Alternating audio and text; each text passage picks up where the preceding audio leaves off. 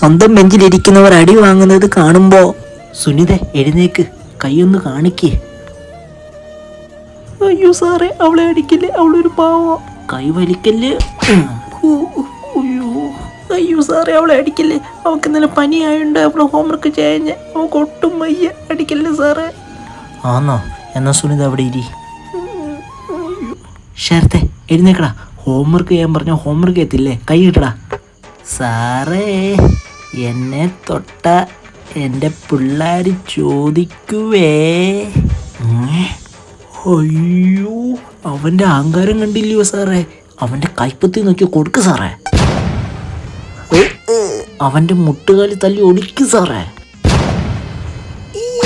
അവൻ്റെ കൈപ്പുറം നോക്കി കൊടുക്ക് സാറേ.